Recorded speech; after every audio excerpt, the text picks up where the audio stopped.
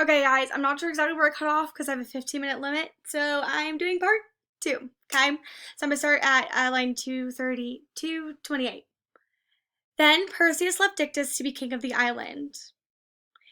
But he himself went back to the Grecian mainland to speak out his grandfather, Acrisos, who was once again the king of Argos. First, however, he gave back to the gods the gifts they had given him. Hermes took back the golden sandals and the head of darkness, for both are his. But Athene took Medusa's head and she hung it on a fleece around her neck as part of her battle equipment, where it may be seen in the statues and portraits of warlike goddess.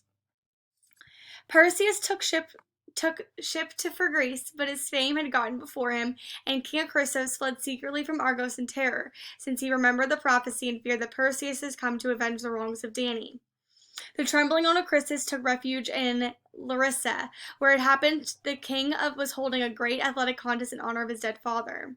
Heroes from all over Greece, among whom were Perseus, came to the games.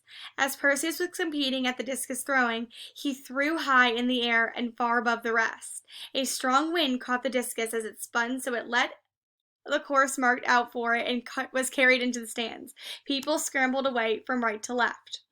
Only Acrisius was not nimble enough. The heavy weight fell full on his foot and crushed his toes, and that the feeble old man had already weakened by his terrors died from the shock. Thus the prophecy of Apollo was fulfilled at last. Acrisius was killed by his grandson. Then Perseus came to his kingdom, where he reigned with Andromeda and long and happily. Now, what it's trying to tell you is that sometimes knowing the future isn't always the best, right? There was this prophecy saying that he was going to die from his grandfather, and he kind of made it happen through all the things that he did. He sent his daughter away, he made her life miserable, and then all these things happened to her, leading to the head of Medusa, which I think people get very confused at the title of this story called Medusa's Head, because truly, it really doesn't have anything to do with Medusa, and it has more to do with Perseus. So when you're giving me the themes, like, that's what I'm going to be looking for, okay?